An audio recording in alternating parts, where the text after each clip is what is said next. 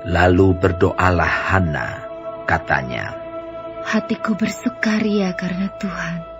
Tanduk kekuatanku ditinggikan oleh Tuhan. Mulutku mencemoohkan musuhku, sebab aku bersukacita karena pertolonganmu. Tidak ada yang kudus seperti Tuhan, sebab tidak ada yang lain kecuali Engkau, dan tidak ada gunung batu seperti Allah kita. Janganlah kamu selalu berkata sombong, janganlah caci maki keluar dari mulutmu, karena Tuhan itu Allah yang Maha Tahu, dan oleh Dia perbuatan-perbuatan diuji. Busur pada pahlawan telah patah, tetapi orang-orang yang terhuyung-huyung, pinggangnya berikatkan kekuatan. Siapa yang kenyang dahulu, sekarang menyewakan dirinya karena makanan. Tetapi orang yang lapar dahulu, sekarang boleh beristirahat. Bahkan orang yang mandul melahirkan 7 anak, tetapi orang yang banyak anaknya menjadi layu. Tuhan mematikan dan menghidupkan. Ia menurunkan ke dalam dunia orang mati dan mengangkat dari sana. Tuhan membuat miskin dan membuat kaya. Ia merendahkan dan meninggikan juga. Ia menegakkan orang yang hina dari dalam debu dan mengangkat orang yang miskin dari lumpur, untuk mendudukkan dia bersama-sama dengan para bangsawan dan membuat dia memiliki kursi kehormatan. Sebab Tuhan mempunyai alas bumi, dan di atasnya Ia menaruh daratan. Langkah kaki orang-orang yang dikasihinya dilindunginya, tetapi orang-orang fasik akan mati binasa dalam kegelapan. Sebab bukan oleh karena kekuatannya sendiri seorang berkuasa. Orang yang berbantah dengan Tuhan akan dihancurkan. Atas mereka Ia mengguntur di langit.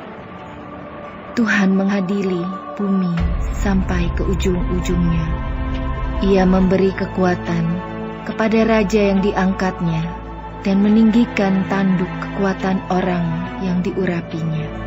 Lalu pulanglah Elkana ke Rama, tetapi anak itu menjadi pelayan Tuhan di bawah pengawasan Imam Eli. Adapun anak-anak lelaki Eli adalah orang-orang dursila. Mereka tidak mengindahkan Tuhan ataupun batas hak para imam terhadap bangsa itu.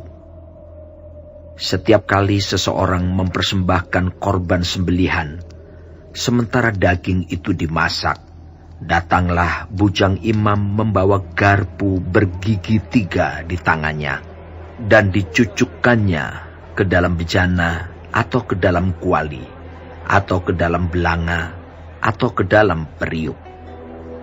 Segala yang ditarik dengan garpu itu ke atas, diambil imam itu untuk dirinya sendiri. Demikianlah mereka memperlakukan semua orang Israel yang datang ke sana, ke Silo.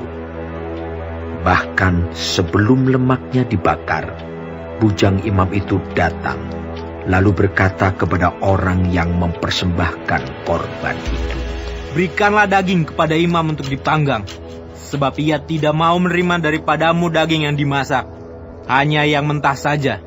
Apabila orang itu menjawabnya, "Bukankah lemak itu harus dibakar dahulu? Kemudian barulah ambil bagimu sesuka hatimu." Maka berkatalah ia kepada orang itu, "Sekarang juga harus kau berikan. Kalau tidak, aku akan mengambilnya dengan kekerasan." Dengan demikian sangat besarlah dosa kedua orang muda itu di hadapan Tuhan, sebab mereka memandang rendah korban untuk Tuhan.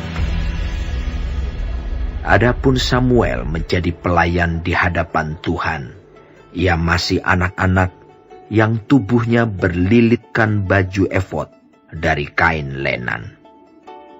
Setiap tahun ibunya membuatkan dia jubah kecil dan membawa jubah itu kepadanya apabila ia bersama-sama suaminya pergi mempersembahkan korban sembelihan tahunan. Lalu Eli memberkati Elkana dan istrinya.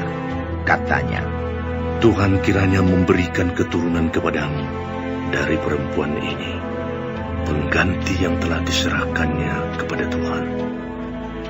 Sesudah itu pulanglah mereka ke tempat kediamannya. Dan Tuhan mengindahkan Hana, sehingga dia mengandung dan melahirkan 3 anak laki-laki dan 2 anak perempuan lagi. Sementara itu makin besarlah Samuel yang muda itu di hadapan Tuhan. Eli telah sangat tua. Apabila didengarnya segala sesuatu yang dilakukan anak-anaknya terhadap semua orang Israel, dan bahwa mereka itu tidur dengan perempuan-perempuan yang melayani di depan pintu kemah pertemuan, berkatalah ia kepada mereka, Mengapa kamu melakukan hal-hal yang begitu? Sehingga ku dengar dari segenap bangsa ini tentang perbuatan-perbuatanmu yang jahat itu. Janganlah begitu, anak-anakku. Bukan kabar baik yang ku dengar itu, bahwa kamu menyebabkan umat Tuhan melakukan pelanggaran. Jika seseorang berdosa terhadap seorang yang lain, maka Allah yang akan mengadili. Tetapi jika seseorang berdosa terhadap Tuhan, siapakah yang menjadi perantara baginya?